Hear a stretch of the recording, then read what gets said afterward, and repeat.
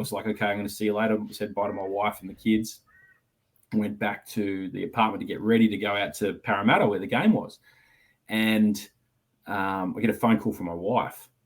She's like, I've lost Will. So my son was probably 4.5 at the time. Yeah. Like, I've lost Will. I was like, what do you mean you've lost Will? She's like, yeah, I've lost Will. I can't find him anywhere. He scooted off. And we're like, oh, no. And she's like, I'm panicking. Like, I'm panicking here. We've lost him. So we ended up losing. My son went missing for 40 minutes. Welcome to the podcast. And today's guest is Andrew Swain, a seasoned sports journalist and commentator with over 20 years of experience. Known for his insightful coverage of rugby, Swain is now chasing a new challenge, curling. And along with his team, he's aiming for the Winter Olympics.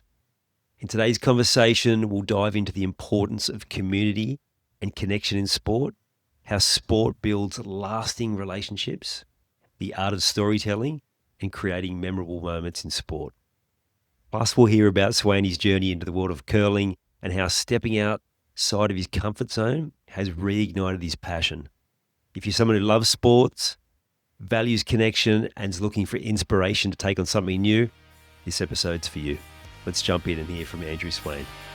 I'm Ian Hawkins, and this is Sport is Life. The purpose of sport, as I see it, is to see your vision become a reality. Find your voice, create strong connections, and learn to trust your body.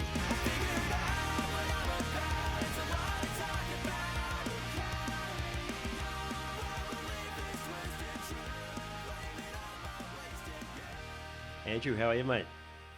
Hey, good to see your face. It's been a long time. Yours too. Probably the only person that calls you Andrew now is your mum, is it? Yeah, well, I was going to say, I don't remember the last time you called me Andrew. So, Swainy, let's get into it. Sounds good. Good to see you, mate. Yeah, you too. We're going to get to your most recent sporting endeavour, but you mentioned that you started off being a massive rugby and cricket fan, and my memory of working with you is definitely from that rugby perspective. It was really cool when the Fox Sports got on that wellness kick and they were doing the yoga classes. And all you big fellas come down there to work on your on your breathing and chilling out. It was very cool. And I love, even there, you were just trying to make sure you were getting better. So was that something, like, as a young fella, you just wanted to be good at sport, or was it just something you just did because you loved? Yeah, I mean, I loved it first and foremost. I come from a really interesting family where my dad was always an athlete growing up. He went to, private school where he was a student athlete, went overseas and, as an exchange student, played American football in America. And he was always a cricket and rugby guy growing up. And I was born in WA, actually, in Perth. So rugby didn't really exist, but cricket was something that my dad introduced me to at a very young age. And so I just loved it. I couldn't get enough of it. I was always watching it with him. And whenever we got a spare moment, we'd go down to the park by the river and play. And I'd be bugging him to take me down there all the time. And then I didn't really start playing cricket, until I was probably about 11 or 12, moved to Brisbane and went to primary school there. And it was a big deal, like school cricket, all the boys loved it. And so to fit in, I wanted to play. So that was a really big thing. And once I got to that point, I was probably 11, 12, I was like, I want to get better at this and I want to be good at it. So, I was out we had a park across the road from our house, cricket pitch, and I'd literally walk out after school with a bat and a ball and just stand there. And within about 10 minutes, every neighbourhood kid would be on the field. We have a big game of cricket going. So that was every afternoon until the sun went down. And I loved it. The Greg Chappell cricket catalogue, where you go and buy your cricket gear. That was like the Bible for a 12-year-old kid at the primary school that I went to. And so you literally just have it. You'd be circling every little bit that you wanted. Yeah. Did you do what I did too, and that was buy a new set of stickers every season as well and change your bat up? Absolutely. We were humble. We were a humble family. So getting a new bat every year wasn't wasn't an option. So the stickers were cheaper. Yeah. So you could get the linseed oil out, sand the bat back, and put a new set of stickers on it. It'll look brand new. Look like a Grey Nick Ultimate. So that was definitely something that we got into. But mate, I loved sport. And then when we moved east, my dad introduced me to rugby.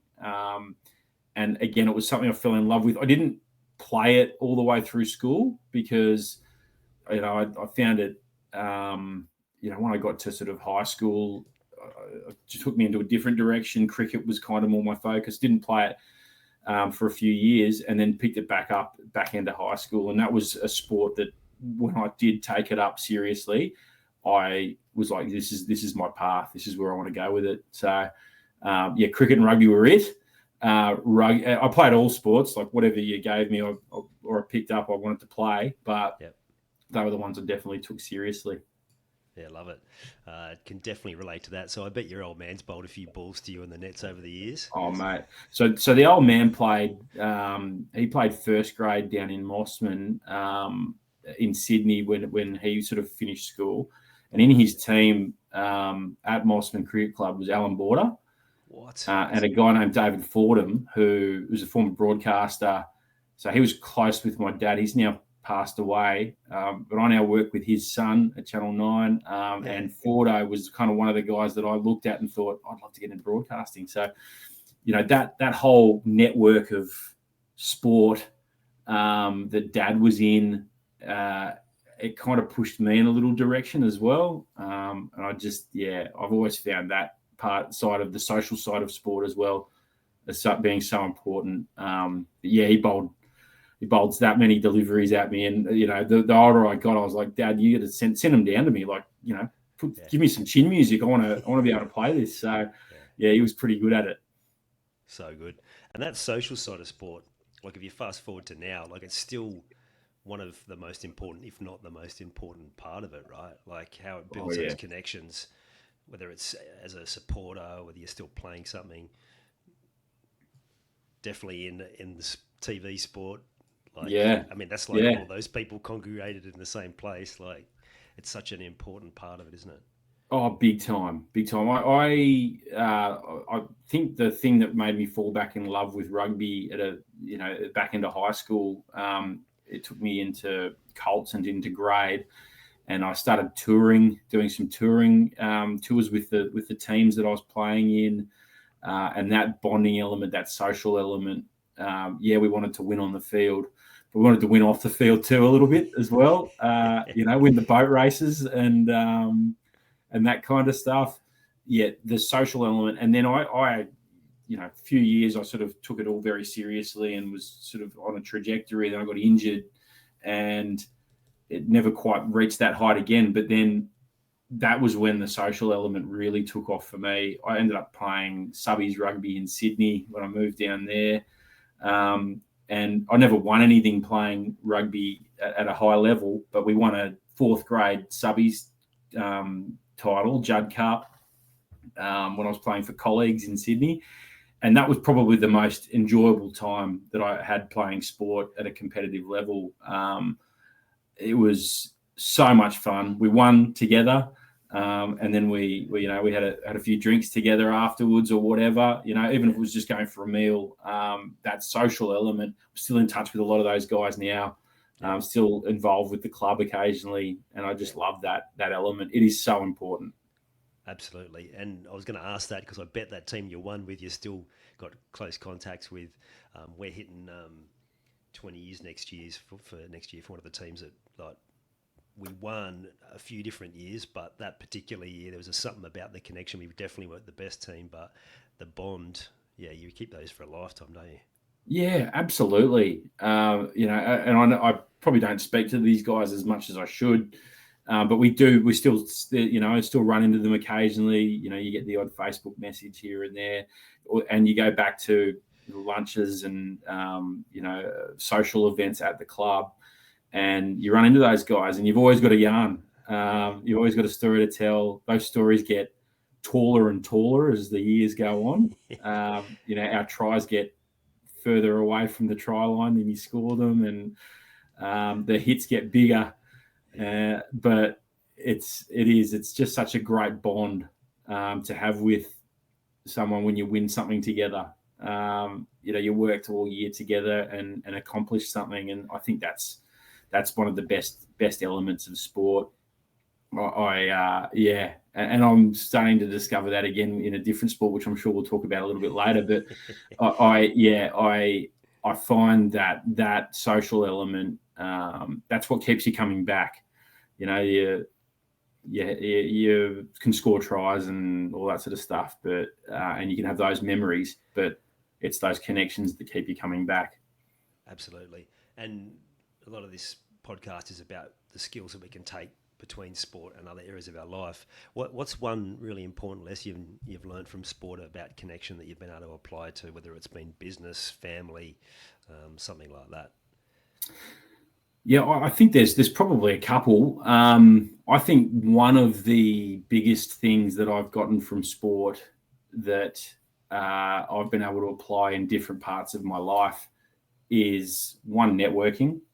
Yeah, I think having the ability to talk to in your team, you would have had guys. I would have had guys in our team who worked as chippies on job sites, and then there were guys who were who were big high flying stockbrokers, and then there was lawyers, and then there was doctors, and then there was myself. I was working in the media, and being able to relate to everyone.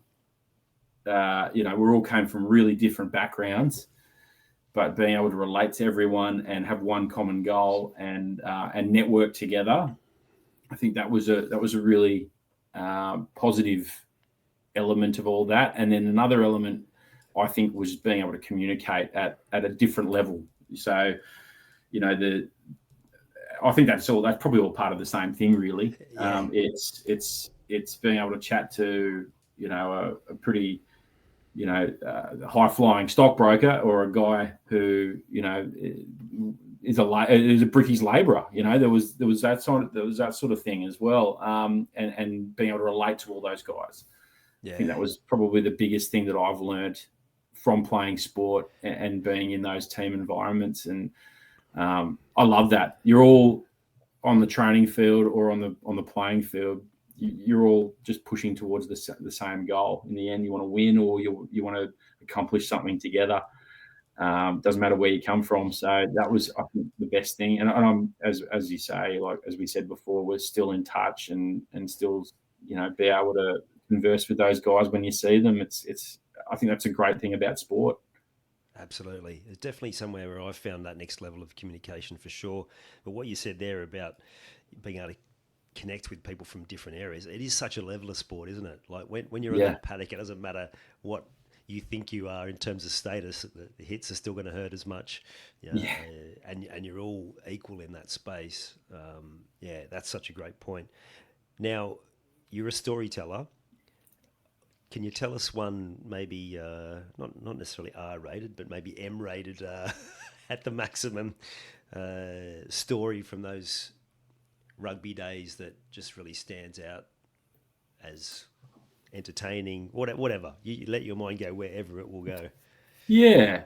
I think probably one of the first things I ever did playing rugby, I played sort of 3 years of juniors, probably under 10, 11, 12. It was 11, 12, 13 maybe. And then when I started high school, as I said earlier, I went and played cricket for a few years. I didn't start playing rugby again until I was 17, and I was in grade 12. I remember there was like a post-season competition and my club that I played for, and my son plays for now, Brothers Rugby Club in Brisbane. They needed some players, so I went down, got reacquainted with the game, took a little bit of adjusting, and then the following year played Colts. First year out of school, I was in uni. I kind of went from playing Colts 3, which is sort of that's third grade Colts, I guess, which is under 21s. Yep. And I went from that Colts 3 to Colts 1 in a couple of weeks. I was a really tall, lanky guy. I just thought we need someone who can catch the line out. So I had pretty good ball skills, I guess. I don't think I was the toughest or most, physical guy, but I was pretty skillful, I guess. And then that led me into the following year. We actually went on a tour to Argentina. Good. The tour was kind of mooted at the start of the year, and I was like, this is something I want to do. And so we fundraised and, scrounged and scraped. I was at uni, right? Like I was working at a job. I was taking pizzas out of an oven and chopping them up and giving them to people. And every dollar I earned went to getting me on that plane to Argentina. And on that plane to Argentina was, it was quite awesome because it was a couple of Colts guys, myself and a couple of the guys that I was playing with, but then also the older guys, all the grade guys as well, that we were kind of just about to go into. Yeah. And mate, that was a wild trip. The first night we got there, I remember it was actually probably the first time I'd ever been overseas. And touched down in Buenos Aires, and there's security guards with submachine guns standing there, and it's just like, I was a 19-year-old kid. I was like, whoa, This is nuts. And so we got there, and it was our team, for brothers from Brisbane, Southern Districts from Sydney, and high school old boys from Christchurch were the three touring teams. And then it was called the Copa Patagonia. And then we're playing against three Argentinian teams from a town called Bahia Blanca, which was a 9-hour bus ride from Buenos Aires. So flying to Buenos Aires, we had one night there, and then we're on a 9-hour bus ride to Bahia Blanca. Small town, quite a big deal that all these Aussie teams are coming from, all these sort of teams from New Zealand and Australia.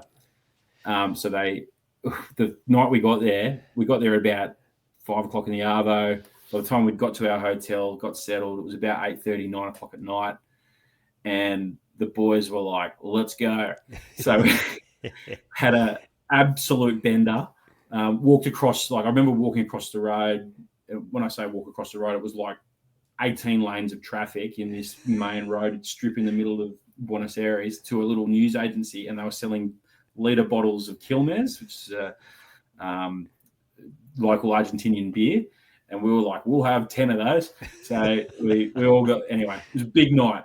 But we had to be on the bus at 8 a.m. the next day. So I don't know what happened during the night. That's all a bit fuzzy. But I remember waking up the next morning and going, all right, we're good. We're going to get onto the bus. And we got down there, and everyone was accounted for except for two blokes. And one bloke from our team and one bloke from the Kiwi team. But we were on a real deadline, so we were like, okay, we've got to get going. Everyone was a little bit worried about our guy, right? Like we didn't want to leave a man behind. So one of our team managers stayed behind, and the rest of us got on the bus. And it was a bit of a somber bus ride for that first few hours because we're all a bit worried about our mate. Yeah. And anyway, he turned up eventually at the hotel. Turns out that he had met some people and gone on party with them, but he woke up in a district in Argentina, in Buenos Aires, called Recoleta, which is like a cemetery. Essentially, it's like a cemetery district. Yeah, he'd woken up like on a gravestone in Buenos Aires.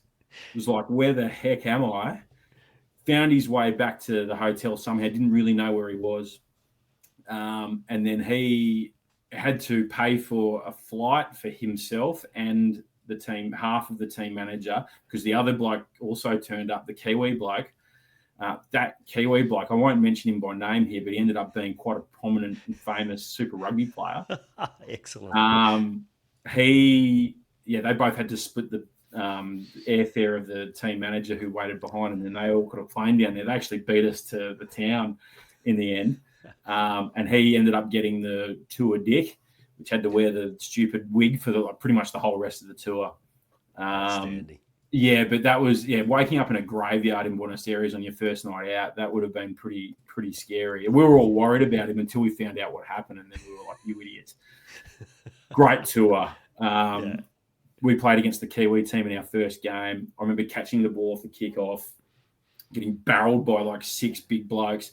Half of this high school, so it was Christchurch Old Boys, high school Old Boys. Yeah. And that was like basically the feeder club to the Crusaders. Half of them ended up playing Super Rugby, these guys. Wow. I catch the ball, get absolutely laid out, and then all I feel is this fist across my face, and then I see another fist fly across my face. Off the kickoff, it was on. It was like they did the haka before the game. Yeah. Did the haka before the game and just fired everyone up. And then there was just like fists flying. And the Argentinians, the local Argentinians, absolutely loving it. They were like doing these ones and like on the fence next to the ground. Oh, mate, great. And that sort of set the benchmark. And then, you know, we ended up winning all of our games except for that game, which I still to this day am filthy about. But yeah, it was a great tour, and it was one of those things that I got to know a lot of guys in grade footy through that tour, and then that set me into first grade the next year. And yeah, it was one of those sort of moments and a few weeks it was, and it kind of defined the path of my life, I reckon. That's when I really fell in love with the sport. So yeah, sorry, that was a long-winded story, but it kind of perfectly sums up the social element, the larrikinism of you know, the sport of rugby that you can sort of find, and then what it can do for you going forward. It was one of those tours that I'll never forget. Yeah, when you're a parent, you have some amazing times, but there is part of you that still goes, those are the best days of my life. Yeah, exactly. One day, you know, I would love for one day my son to go on a tour with Brothers Rugby Club and experience that as well, and, you know, hopefully not be the one who misses the bus. But yeah, it's you're right. They were great days. And I still keep in touch with a lot of those guys, actually. Probably more so than the team that I won with in Sydney, because I'm still involved with the club with my son now. So, we have great, fond memories of reminiscing. I was going to ask you, what was it about rugby that made you fall in love with it so much, but made you fall in love with it so much? But that sounds like that trip played a big part. Big part. Yeah.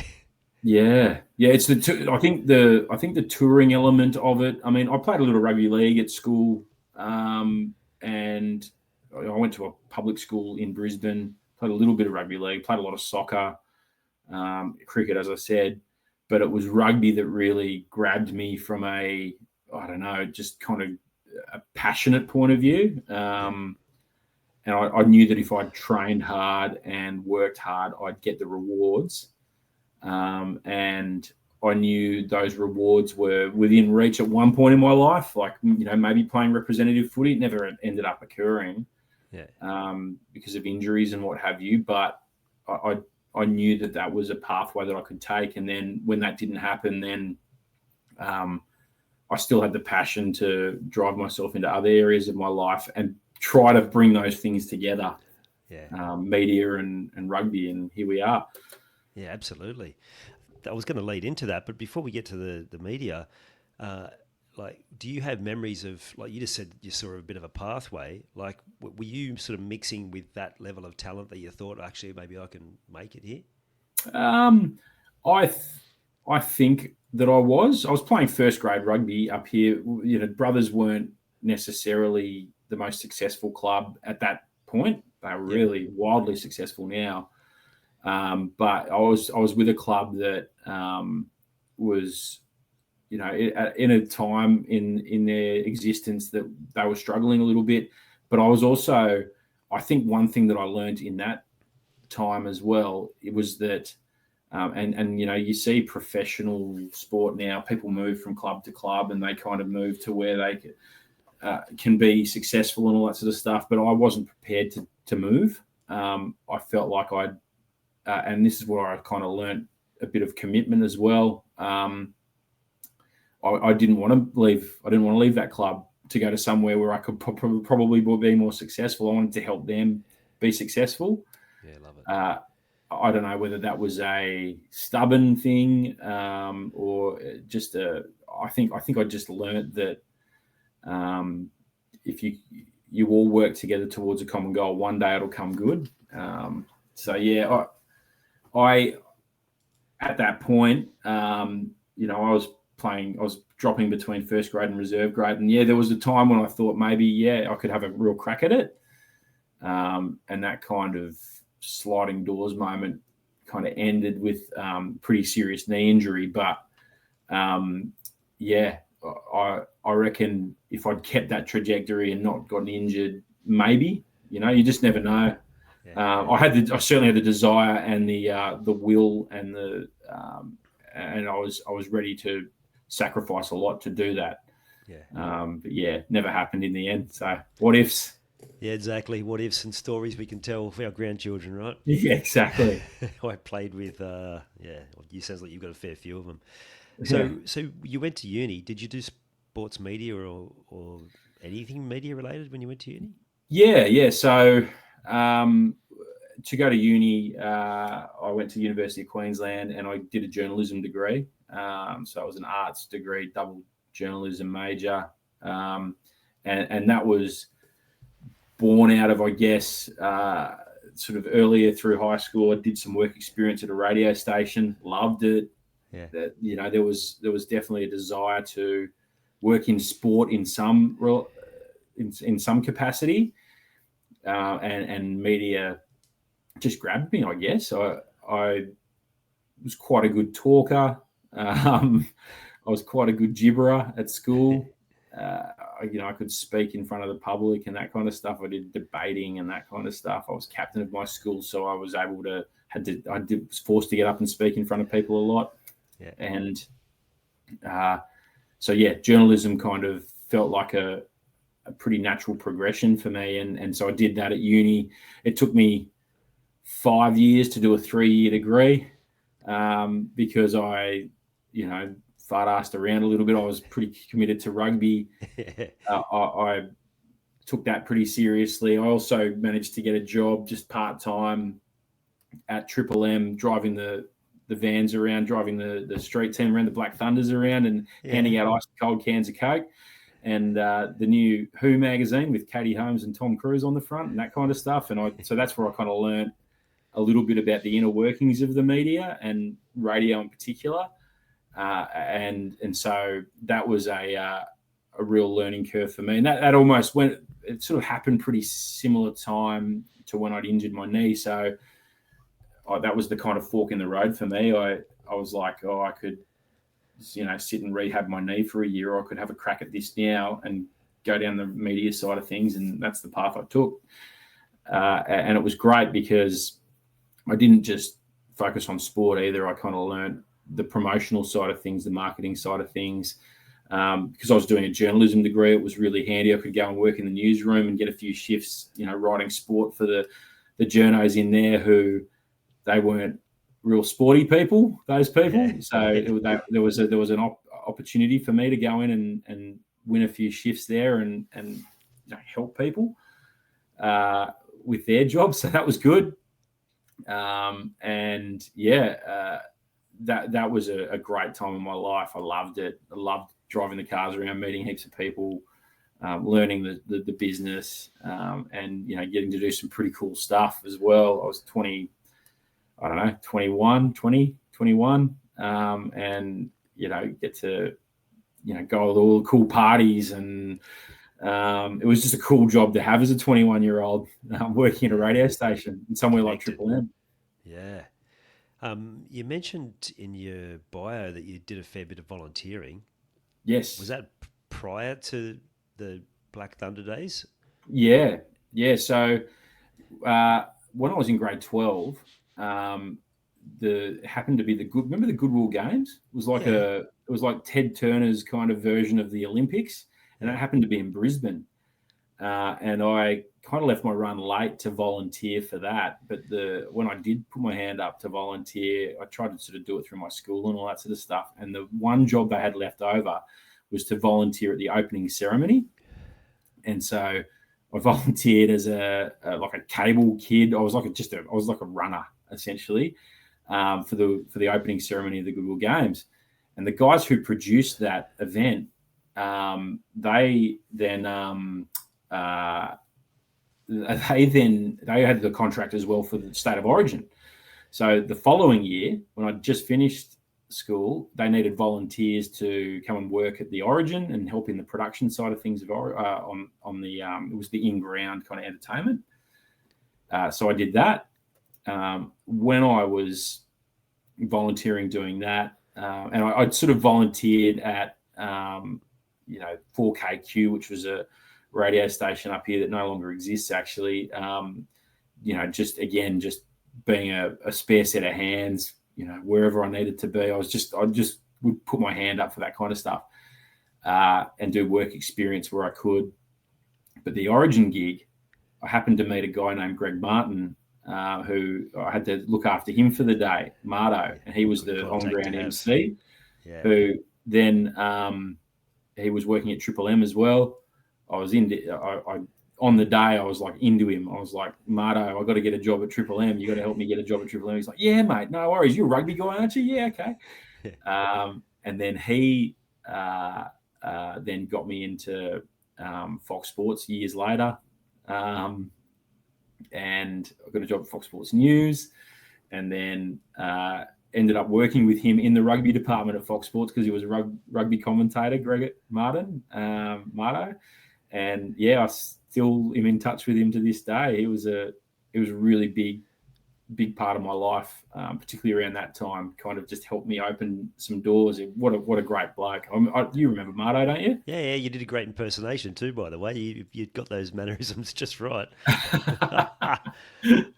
He is a cracker, absolute cracker. He's still on breakfast radio up here. He's like the cockroach. You can't kill him. He says he's going to outlast the nuclear holocaust. Yeah, I love that bloke. Unbelievable. The key thing there is that I think a lot of the youngsters now, they don't necessarily think like that, but you just never know what contact you'll make by putting yourself out there and having the conversations and getting yourself in front of the right people. Because you look at something like that, that's a contact that's continued to give back to you. Yeah. It took you to Fox Sports. So when you went to Fox, was that having to move from Brizzy to Sydney? Yeah, it was. I was still working at Triple M at the time. Marto managed to get me in front of a guy named Soames Trefry, who I don't know if you remember Soames as well. Yeah. He's still in the media. He's the president of NEP down here, I believe, and another big media company. But Soames started Fox Sports News and in Australia, and so as soon as I knew that was happening, that was about end of 2006, mid 2006. And so I was straight into Marto. I'm like, I've got to get a job at Fox Sports News. You got to help me open the door there. And he's like, yeah. And he introduced me to Soames, and then emails. I think I had a crappy Hotmail address back then or something. And I was emailing the guys. And anyway, a job came up early 2007. And he was like, oh, do you want to do a phone call, just a phone call or something? I was no, mate, I'll come down. So I jumped on a plane, came down to Sydney for the day. Again, I was still at uni, or I'd just finished uni, and was just kind of working casually. So I had to, fork out and jump on a plane, fly down. Met with Soames and another guy named Tony Ritchie, and they were kind of interviewing for a role. It was Fox Sports Active, which was used to press the red button on the remote, and then the news stories would come up. And so, I was really nervous for that interview, but glad I came down. Flew back the next day. On the way back, had a missed call, rang it back, and it was Soames, and he said, we want to offer you a job. So 2 weeks. He's like, can you start in 2 weeks? So I was like, yep, no worries. I can start in 2 weeks. And then I hung the phone up. I'm like, oh, geez, I've got to move my life to Sydney in 2 weeks. How am I going to do that? Yeah, wow. Again, it was a contact that I had through Triple M, who his sister lived in Sydney. So I ended up moving in with them down in Sydney and moving my whole life down. And, oh, man, it was just a crazy time. All happened really quickly, all the while working, 3 on 3, 3 days on, 3 days off. 4 a.m. to 2 p.m. or 2 p.m. to midnight. Yeah, wow. In the Fox Sports newsroom. And mate, it was a great time. It was just learned a lot. And trying to be a real sponge. And then also, again, just kind of putting yourself out there, meeting new people and trying to make new friends. All my network was in Brisbane. I didn't know anyone in Sydney. So I had to start again, make a whole new network of friends. Rugby helped with that eventually. But it was kind of that radio and Triple M network that helped me initially when I moved to Sydney on those 3 days off, because I was getting paid absolute stuff all year to move to that job. So I'd actually, through my network at Triple M, managed to get a job doing the same thing in Sydney. So on the 3 days off, I'd go and work for Triple M. Nice. So I was sort of double shifting it. It was really fun. And then that was great because learned how to find my way around Sydney and made a whole new network. And it was, I look back on it and it was wild times, but it was really fun. It's massive commitment. It takes courage to sort of take those steps. I think that's something you look back on as being pretty proud of, I reckon, because I think that's a necessity of life to sort of take those moments. I can remember my first paycheck at Fox Sports 2, and it was sweet fuck all. Did you cross over? Did you cross over in rugby with the late great Matt McEwen? Yeah, I did actually, and not much, but I mean, you remember those Fox Sports Christmas parties? They were legendary, right? So you kind of get stuck in a corner drinking beers with, all type of people, various people. And Matty was because I had a real keen interest in rugby and wanted to get into rugby. He was one guy that I managed to have a beer with every now and again. And what a lovely bloke. And it was really, really sad when he passed away. Absolutely. So young, it was shocking, wasn't it? It was, and he was someone as a young bloke, sort of not really that confident in that setting, that he taught me things that he didn't have to. But just I can remember one phone call I had with him, and he said, mate, when you call me and you're looking for this information, you're telling me what you need. You're not asking me, like you're running this thing. And I was thinking, like, it was such good advice because I was that sort of timid, simple advice, and again, didn't need to do it. And I started in the tape library. So he was someone that would come down and he'd have a good laugh with you, and just at that, it doesn't take that much. And I think, if that's my lesson from people like that is that you just connect with people at all levels. I think that's that sport lesson again, isn't it? It's like, it doesn't matter where they are in the building. Absolutely. The cleaner all the way to the top, just treat them the same way, pass on your knowledge. Awesome. I mean, I reckon I know a dozen people from Fox who started in tapes or started in MCR or stuff like that. The mail room, that kind of stuff, logging. A lot of people started in logging, and look where they are now. Like, there's some real big dogs in the media industry who all started in the logging department. So you've got to just be willing to learn from everyone. I think that's probably the biggest thing I've learned through all the different areas that I've worked in. You can always take something from someone, and just be kind to people. Just be kind. You don't need to be an asshole. That's a really big bit of advice that I've always carried around as well. You can get a lot your way if you're kind to people as well, Yeah, absolutely. I think the lesson I took from that particular situation was like there are young people that you can pass on your knowledge to, and you can do it in a way that's not threatening, that's not like you said, not have to be an arsehole about it. And I think that goes a long way in all areas of life. Fast forward to what you're doing now, like the commentary thing, because one of the things is like, you juggle production, commentary. Is the commentary thing something that you suddenly thought, actually, I'd love to do that? Or again, is it one of those things that just sort of fell in your lap? Yeah, I think when I first decided I wanted to get into media, I always had ambitions of probably being on air in some capacity. I always thought I could probably do it, but I'd never actually had the opportunity to do it. Yeah. And so, yeah, but I'd learnt and had kind of known that, I'd learned my craft around production side of things. And I watched guys like Greg Clark, like Mardo, like Rod Kafer. I'd watch them do it, and I watched them closely do it for a really long time in that job. Nick McCardle, another guy who I've learned a lot from, and still continue to learn a lot from. And then there was an opportunity that popped up in club rugby in Sydney where there was a guy. So ABC used to broadcast the Shoot Shield. They do one game a week, and then there was a guy named John Murray, who was the president of East's Rugby Club at the time in Sydney, and he thought, well, if there's one game going on the ABC, why don't we stream the rest of them? And this was very early days streaming. Yeah. When no one's watching and you can make plenty of mistakes. Yeah, exactly. And he literally had a shitty old caravan, and this dude who, like, most of the time had a dart hanging out of his mouth with like this kind of laptop and streaming kind of setup going on. Yeah.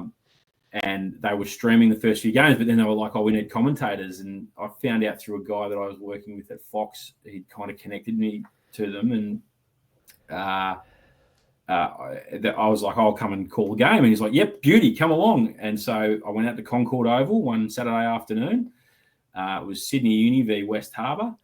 And it was a sunny old, July day or whatever in Sydney, bit chilly. And this guy hands me a headset, and he's like, all right, you're on in 3, 2, 1. And I was like, okay. But I'd kind of done the prep because I'd seen Clarkey do it, right? I'd seen Clarkey and his meticulous preparation. So I was like, this is the first game I'm ever calling. I've got to do the same. Yeah. So I'd done some meticulous preparation. I'd rung both coaches, and I kind of learned that from, just the people watching. And I'm literally there in the grandstand, about to open my mouth and say, hello and welcome to Concord Oval. And this mariachi band was sitting right behind me with the fourth graders for some Bucks party and starts playing. And I was like, I opened my mouth and I couldn't hear myself. And I'm like, it was so distracting. Yeah. But it was quite funny now that I look back on it. And so the first ever utterances of commentary that I ever did had the soundtrack of a mariachi band and a fourth grade Bucks party going on behind me, which was very funny. And then that experience was invaluable though, because I just through being a sponge had kind of learnt to prepare. I wasn't perfect at all. I was probably quite terrible, but I went back the next week and did it again. And then I went back the next week and did it again and again and again. I was kind of lucky. I was kind of working in a role at Fox at the time in the rugby department where I didn't have to work Saturdays. So I kept doing it. And then, got better and better. And then the opportunity came up at Fox to call NRC, which was that new competition for rugby. Yeah. And I thought, oh, here we go. This is it. This will be good. Yeah. And did 1 or 2 games of those. Shawnee, who I still work with now, got to do most of those as well. And then the following year, Shawnee had like some back injury, couldn't fly. And they're like, we need you to go to Perth and call the Western Force via the Hurricanes 2017. And I was like, okay, I'm on. So yeah, that happened. The Shoot Shield thing, by the way, actually kept going. And that actually ended up on Channel 7. And I was doing sort of sideline commentary on Channel 7. So I was learning another role again. And that was through John Murray as well. And then, and then the Super Rugby thing happened in 2017. That's 8 years ago now. And I've sort of been calling ever since. And I feel like it's still one of those things that there's always something to learn. There's always something to get better at. I'm not the finished product. by any means. I'm more confident, but it's you got to pinch yourself because it's the best job in the world. I absolutely love it. Yeah. We have to talk about footy for a living. Yeah, absolutely. All of those guys that I've met who have been callers, again, just legend blokes. Clarkey was such a nice guy. One of the best, and I learnt so much from Clarkey. Just one of the best blokes. He still does the Fijian Drua games now, so he's landed on his feet massively after rugby finished at Fox. Channel 9 went in a different direction, but he still gets flown to Fiji 6 times a year to call the Fijian Drua home games, which is just a junket and a half, right? That's outstanding. But what a great guy, and still, every time you ever speak to Clarkey, he's always interested in, my career and all that sort of stuff. So just great guys. You're absolutely right. Yeah. Have you got a great moment in commentary that you were just in the right place at the right time? Oh well, so I've got one of my. It's a real crazy story. So, you remember at Fox when it started things started changing a bit, and Clarkey was still calling test matches. It was kind of around COVID time, and it was, I think, probably one of the last years of rugby at Fox. The opportunity came up. All the rugby championship was being played in Australia just around that COVID time. Yeah. And Clarkey was calling all the games. And I sort of was into our bosses at the time. I was like, give me one game. I just want one game. I don't care what it is. Just give me one game. And Clarkey was the same. He was like, all right, mate, you can call Argentina v New Zealand. I was like, beauty. Argentina v New Zealand, Tri-Nations game or rugby championship game. I get to call a rugby championship game. So my first ever test match. And I was a little bit nervous on the day. Our family, incidentally, at that time, were having a bit of a staycation up in the Northern Beaches. My mother-in-law was down visiting. We had an apartment on the Northern Beaches. And so I'd taken all family had gone up there, stay in this apartment. And the morning of the test match, I'd taken the kids to Narrabeen Lake there, where there's the playground there, and had a play. And then I was like, okay, I'm going to see you later. I said bye to my wife and the kids. Went back to the apartment to get ready to go out to Parramatta where the game was. And I get a phone call from my wife. She's like, I've lost Will. So my son was probably 4.5 at the time. Yeah. Like, I've lost Will. I was like, what do you mean you've lost Will? She's like, yeah, I've lost Will. I can't find him anywhere. He's scooted off. And we're like, oh, no. And she's like, I'm panicking. I'm panicking here. We've lost him. So we ended up losing. My son went missing for 40 minutes. Long time, right? Long time. A lot of people at Narrabeen. You're thinking the really worst scary. scenario. Like the lake's right there. Like he was pretty good at. He would have been able to save himself swimming at that point, but he was only 4.5. So anything could happen. So I'm running up and down in my suit that I'm about to wear out to Parramatta, running up and down Narrabeen Lake looking for him, calling out for him. We had police looking for him. We had completely. It was like panic stations. Yeah. Anyway. I was walking around the lake. I could have kept going, but I was like, I'm just going to take a left here and see what's up here.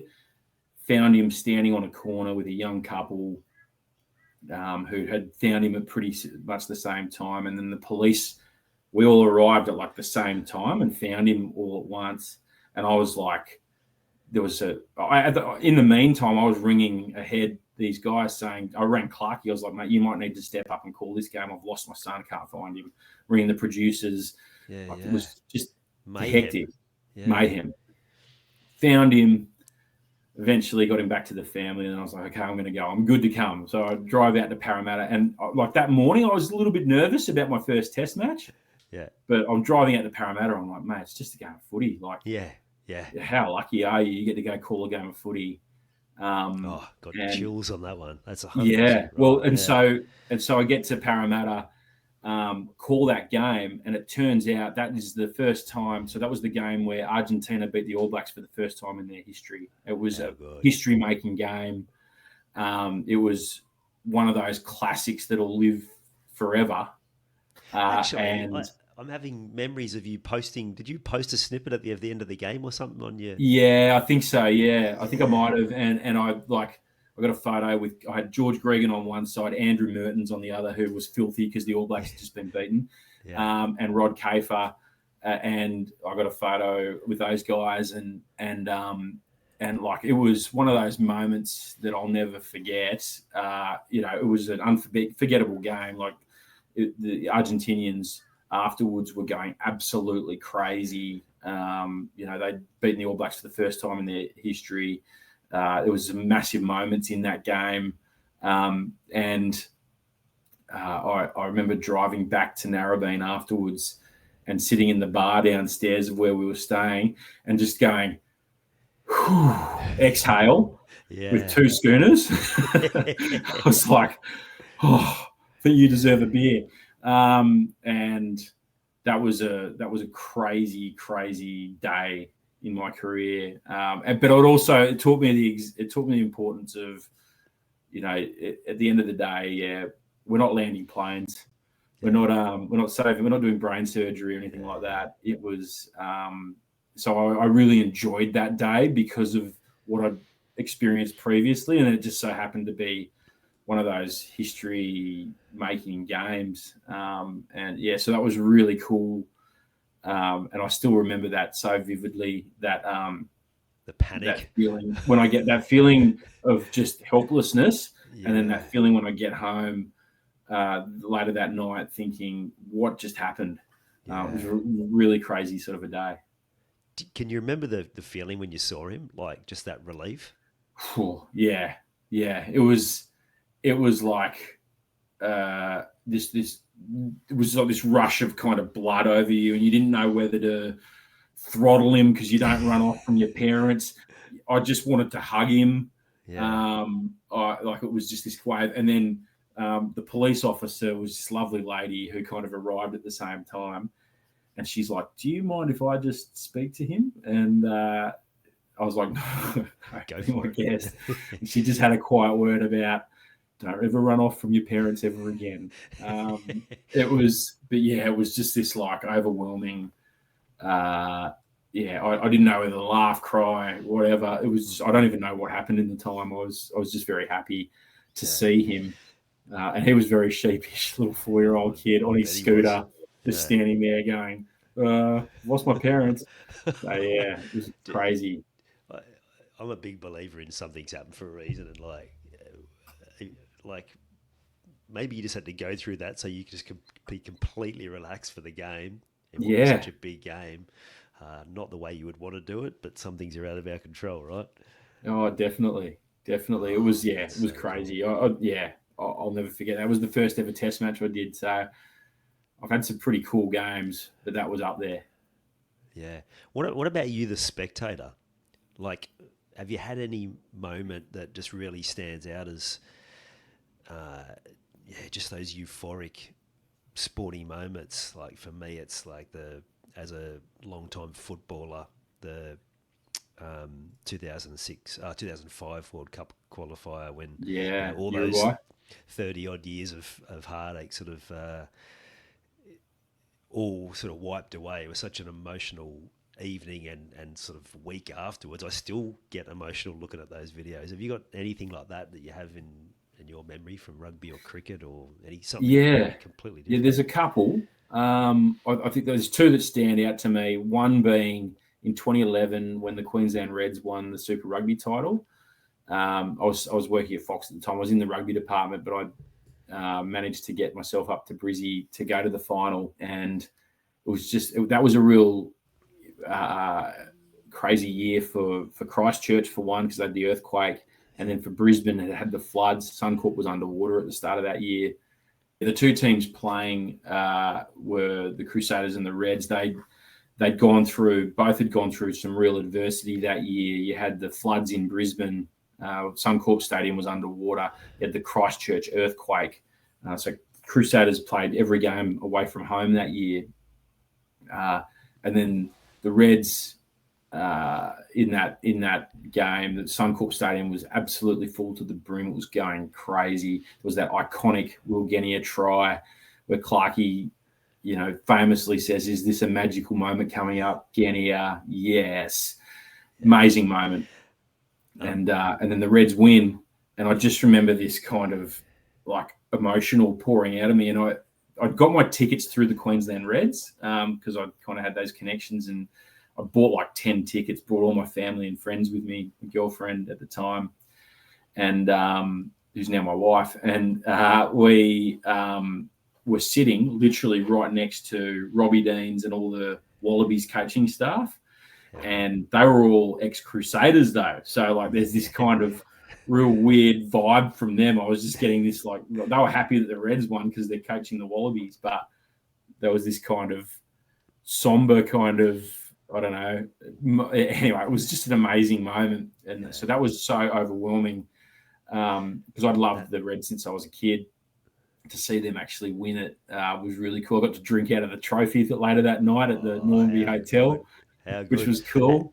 And that Reds team, like they captured everyone because league was in a bit of a hole at that point. Like the rules were making it unwatchable. And I was finding myself Reds were like appointment viewing. I was watching every week because the way they played, like I don't think their Super Rugby team has played that before or since then, just how entertaining they played. Absolutely. They were amazing. Quade Cooper, Will Genia, Digby Ioane, James Hall was the captain, but they just had this real gritty. They were also coached by Ewan McKenzie, who was just a master tactician, and Quade was able to execute what Ewan had put together. So it was just a really entertaining team. And so to see them win, they deserved every accolade they got. They were awesome. And so that was such a cool era. And then the other one, and if you'll indulge me, is 4 years later at the Rugby World Cup in London. I was at Twickenham. I was working, but I was pretty much a spectator because I was sitting in the best seats in the house. I had the most unbelievable seats in the house to watch Australia knock England out of their own World Cup at Twickenham. That was something else. Bernard Foley had the game of his life as fly half for the Wallabies. And it made sure that the Wallabies went through to the next week, went through to the playoffs, and it knocked England out of their own World Cup. And I remember afterwards we were underneath the stadium in the media area waiting for all the players to come through, and some of the English players were starting to filter through the mixed zones, the media mixed zones, and the Wallabies, when they win, they sing the national anthem again as like their team song. And they deliberately had left the dressing room doors open so you could hear the anthem echoing through the bowels of Twickenham. And I'm there with Rod Kafer going, yes, how good is this? How good is this? And there's these absolutely distraught, depressed, horribly down English players just with their heads sinking further and further into their shoulders. That was an amazing moment. And something that I'll always remember. Unreal. So good.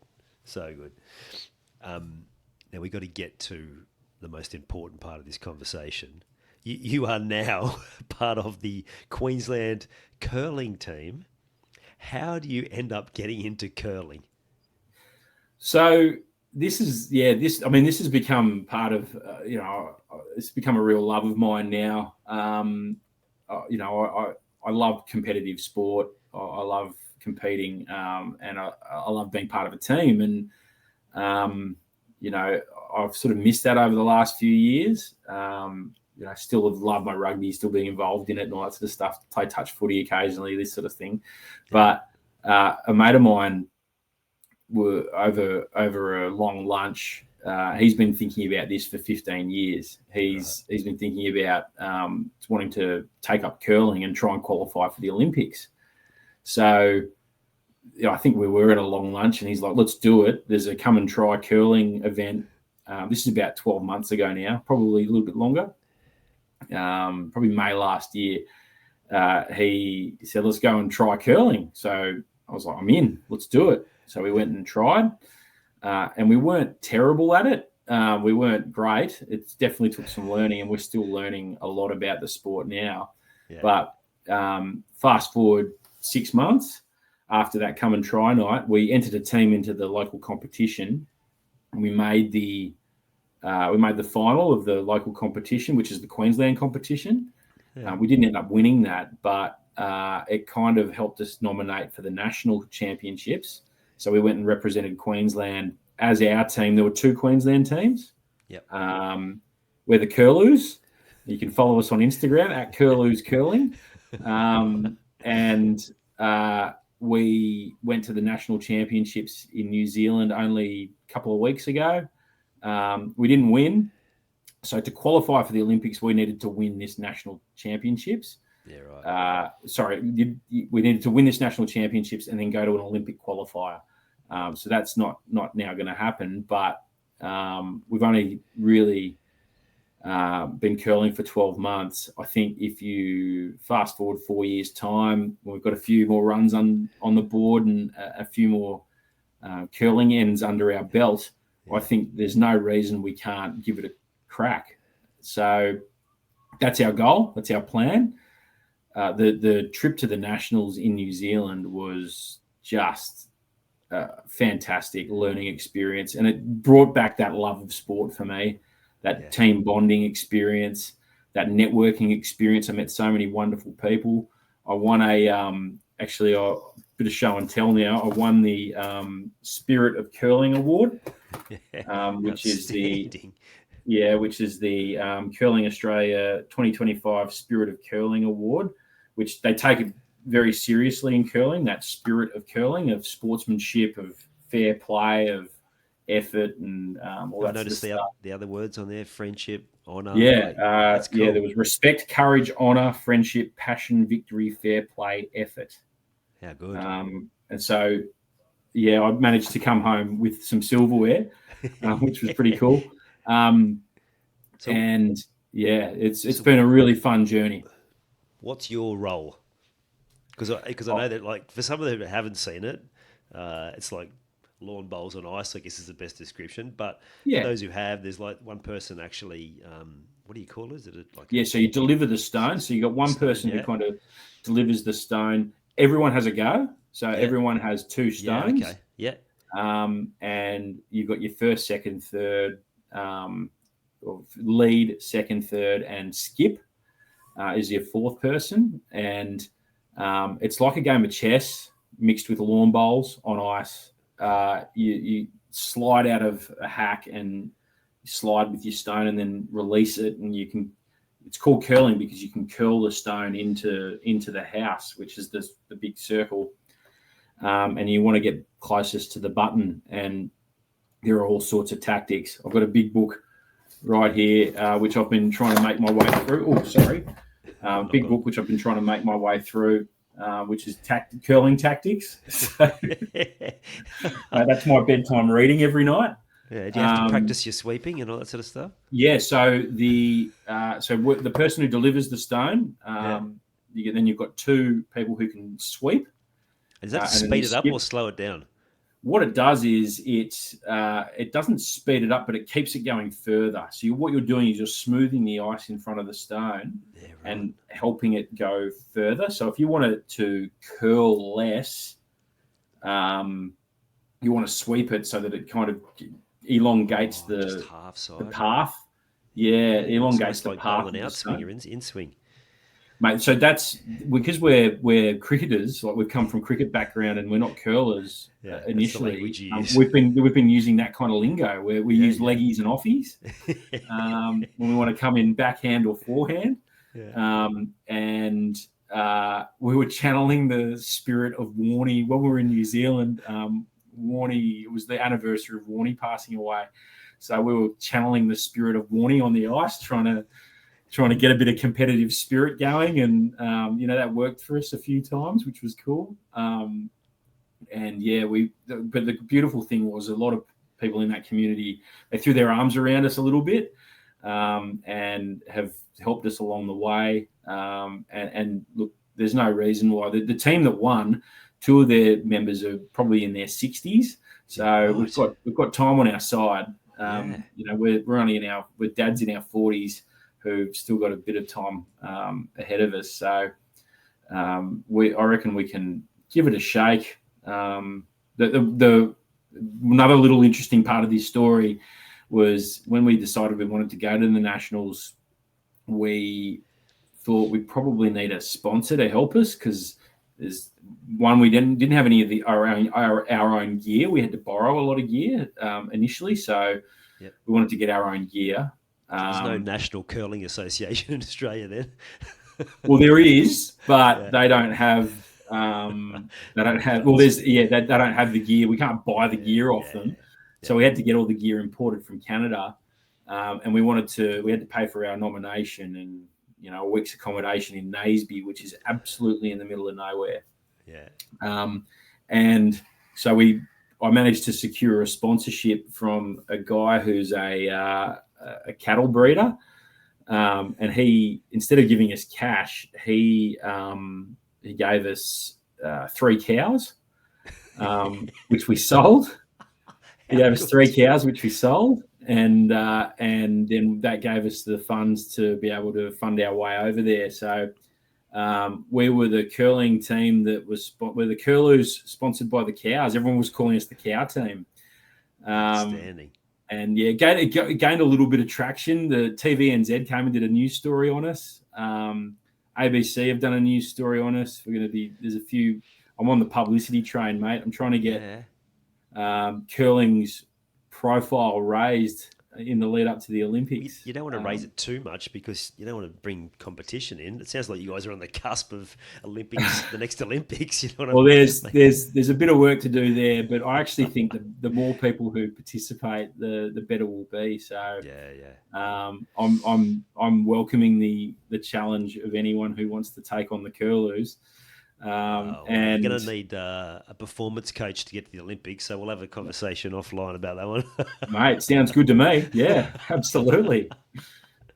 It's fun though. Like we've had a real kick out of getting back into competitive sport for one, meeting lots of new people, just really putting yourself headfirst into a completely new venture. It's really. I needed it. I needed it as a personal thing. I think life was starting to get a little bit. Yeah, life's great, but I just needed something. I needed something different. I needed another passion to sort of another hobby, I guess. And this hobby's turned into a full blown obsession now. So I'm loving it. So good, so good. We're going to have to wrap up in a sec, but I did want to ask you just about you, the sports dad. Oh yeah. Have you managed to separate yourself and like be able to not be one of those parents? Like I know that's difficult because we all sort of want the best for our kids when they're going through those journeys. How have you managed that? Yeah, that is something that I'm hyper conscious about.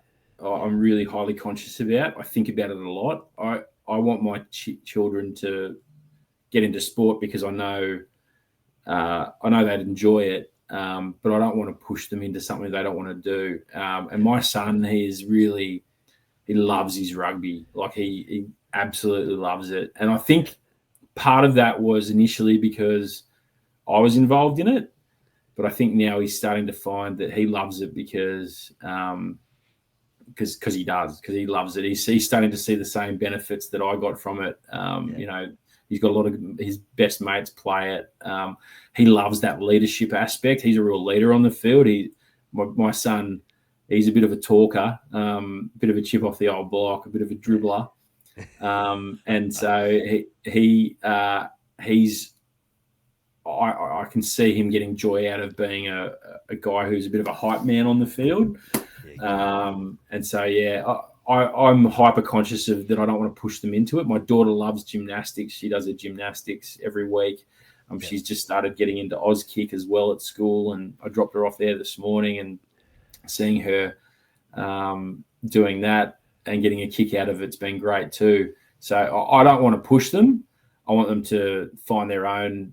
I want them to find and fall in love with it independently of me pushing them into it. But if that's not their passion, if they find something else, then I'll push them into that too, because they've got to find their own path. But yeah, I'm highly conscious of being a pushy sports dad. I don't want to be that. I'm not sure whether you're the same in that respect. It's a fine line, because they not just need guidance, they want it. To me, it's the navigating how to do that in a way that they'll receive it, because they're all different, right? One child will just be straight out going, no, tell me what I need to do, and others will be like, there's a lot of the stuff when I'm helping parents with their children, it's like, you do it this way, and that's why you're communicating it that way. But yeah, so mate, I'm still trying to work my kids out. They're 21. Like, I'm by no means perfect, but it is definitely a place that I'm passionate about, because you've only got to go down to the local field and see parents carrying on like absolute lunatics. And the fact that you're even aware of it and conscious of it would put you well ahead of most. So I think you'll be probably doing a great job of it if you're that conscious of it, for sure. Yeah, look, it is something I'm hyper aware of, but I try to sometimes you're on the sideline and you can have words of encouragement. I mean, on the weekend, even just gone, my son wasn't even playing. He's sat out last week. He was a bit injured, but we were there watching the team, and I was trying to yell sort of a little bit of encouragement here and there, but I could see some parents at the other end of the field who were, I could see them being quite rude at times, and you got to, it takes a lot of self-control, because they're not playing for the World Cup. That's what I always say to my son. You're not playing for the World Cup. You will be one day, but not yet. So just take everything with a grain of salt until you are playing for that World Cup one day. Absolutely. If you want to. Oh man, that's so hard. I don't know. What's the language around it? Well, we could talk about that for hours, but I think just giving them a safe place to go and take their own journey, I think that's probably the most important thing. Yeah, I look back and think I wish my parents had pushed me more, and I know at other times as a parent I've been guilty of pushing because I'm trying to deliver what I didn't get. So there's no right or wrong. I think it's finding a way that works, because both your children will be different, right, and how they respond exactly. and what they want. So I think absolutely, if you're conscious of it and you're making an intention to be better, I don't think you can do too much more than that. Like we just don't want to go down that path of what you've seen and what everyone sees. Fine line for sure. Definitely. Swainy, some cracking yarns there, mate. Thank you so much for coming on, sharing a few of your stories. I feel like we could probably talk for another couple of hours. But I know your time's precious, so I appreciate it, mate. Thank you. Oh, mate, it's been great to chat and great to catch up. And thanks for having me on. And I hope I didn't dribble too much. But telling a couple of those yarns, it's been good. Yeah, good stuff, mate. Thank you. What a great conversation with Swainy. Today, we've learned so many great lessons to add to your game plan, the power of treating everyone as equals in sport and business. We've seen how great storytelling can bring sport to life, and how stepping into new challenges can open new doors for growth. These lessons aren't just for sports people, they're for anyone looking to improve their approach to life, business, and relationships. So make sure you add them to your game plan. And if you've loved this episode, please share it with someone who you know needs to hear it. Let's keep this conversation going. You've taken the time to listen to this whole episode. Now it's time to take action. Commit to one thing you've learned today and make it happen.